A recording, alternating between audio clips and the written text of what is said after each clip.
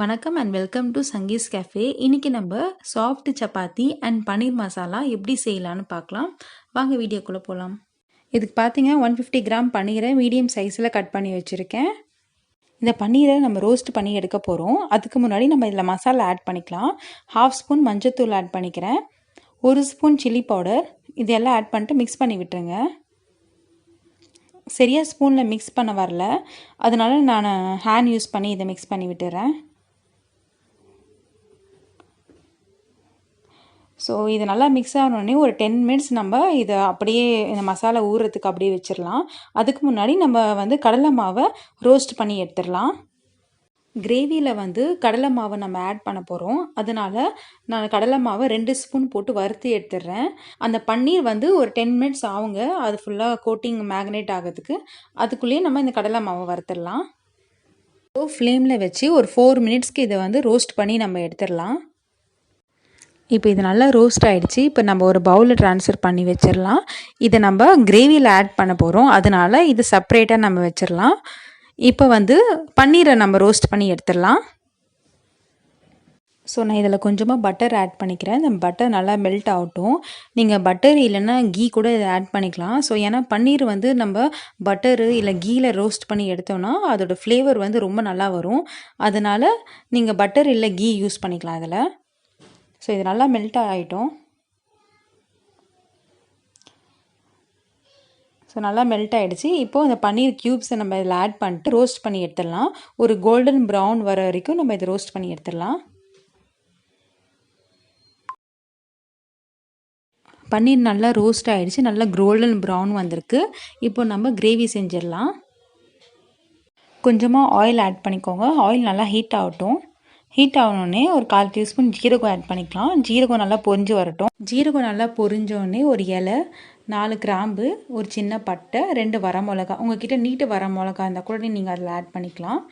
ஒரு பெரிய வெங்காயத்தை மீடியம் சைஸில் கட் பண்ணி வச்சுருக்கேன், அதையும் இதில் ஆட் பண்ணிவிட்டு நல்லா வதக்கி விட்டுடலாம். இப்போ இதில் கொஞ்சமாக உப்பு ஆட் பண்ணிக்கலாம். இப்போது இதில் 2 ஏலக்காவை இந்த மாதிரி ப்ரெஸ் பண்ணி போட்டுக்கோங்க. அப்போ தான் இதோடய ஃப்ளேவர் உள்ளே நல்லா இறங்கும். அப்புறம் 1/2 ஸ்பூன் ஜிஞ்சர் கார்லிக் பேஸ்ட், இதையும் இதில் ஆட் பண்ணிட்டு இதோட பச்சை வாசனை போகிற வரைக்கும் நம்ம இதை வதக்கி விட்டுடலாம்.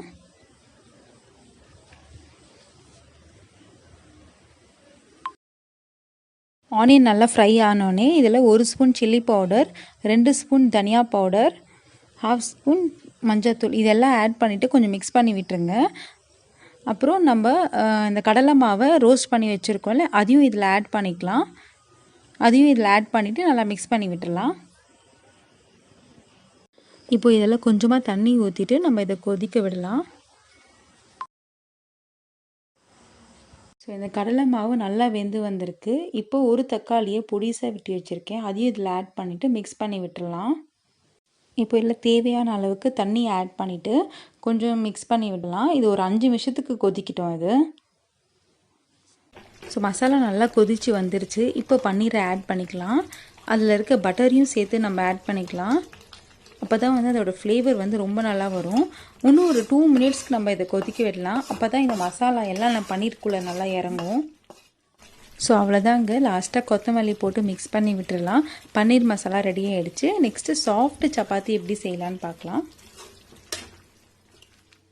2 கப்பு கோதுமாவு எடுத்திருக்கேன். இல்லை கொஞ்சமாக சால்ட் ஆட் பண்ணிக்கோங்க. 2 டேபிள் ஸ்பூன் ஆயில் ஆட் பண்ணிக்கிறேன். அப்புறம் காய்ச்சின பால் 3 டேபிள் ஸ்பூன் எடுத்து வச்சுருக்கேன், அதையும் நீங்கள் இதில் ஆட் பண்ணிக்கோங்க. நம்ம சப்பாத்திக்கு பால் 2 ஸ்பூனோ இல்லை 3 ஸ்பூனோ ஊற்றி பிசைஞ்சால் சப்பாத்தி ரொம்ப சாஃப்டாக வரும். அதை விட நம்ம ஃபுல் க்ரீம் மில்க் இருக்குல்லங்க, அது கூட நீங்கள் 2 டேபிள் ஸ்பூன் ஆட் பண்ணிவிட்டு மாவு பிசைஞ்சிக்கலாம். ஸோ இப்போ பால் ஊற்றி நான் பிசைஞ்சிடுறேன். அதுக்கப்புறம் யூஸ்வலாக நம்ம தண்ணி ஊற்றி எப்படி மாவு பிசைவோமோ அதே மாதிரி பிசைஞ்சி வச்சுக்கலாம்.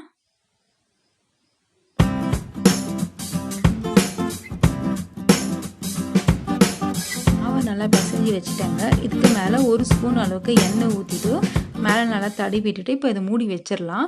ஒரு 20 நிமிஷத்துக்கு இது அப்படியே இருக்கட்டும். அதுக்கப்புறம் நம்ம சப்பாத்தி சுட்டு எடுக்கலாம். 20 மினிட்ஸ் ஆகிடுச்சு. இப்போ நான் கொஞ்சமாக மாவு எடுத்துக்கிறேன். இப்போ இதை நல்லா ரோல் பண்ணிக்கிறேன். இப்படி ரோல் பண்ணி நல்லா ப்ரெஸ் பண்ணி விட்டுறேன். இப்போ இதை நம்ம திரட்டி எடுத்துடலாம். இப்போ கொஞ்சமாக மாவை டஸ்ட் பண்ணிக்கிறேன். ஸோ பார்த்தீங்கனாலே தெரியும் உங்களுக்கு எவ்வளோ ஸ்மூத்தாக போகுது பாருங்கள். எப்போவுமே நம்ம சப்பாத்திக்கு மாவு திரட்டும்போது சைடில் திரட்டுங்க. அப்போ தான் வந்து நல்லா கரெக்டாக வரும். ஸோ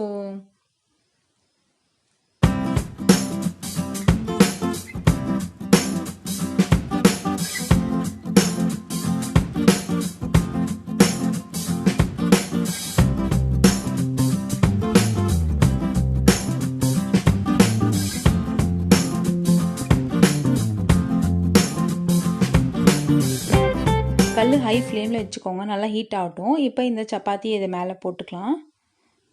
ஸோ பார்த்தீங்கன்னா உங்களுக்கு கொஞ்சம் நேரத்தில் மேலே லைட்டாக பபிள்ஸ் வர ஆரம்பிக்கும்.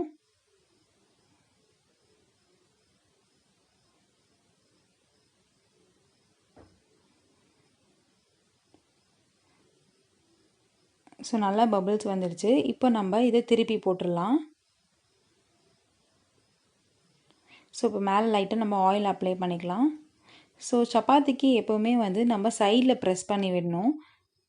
இந்த மாதிரி சைட்ஸில் ப்ரெஸ் பண்ணி விட்டுக்கோங்க. ஸோ அவ்வளோதாங்க, சப்பாத்தி ரெடி ஆகிடுச்சு. இப்போ நம்ம இதை வந்து பரிமாறிடலாம் இப்போது.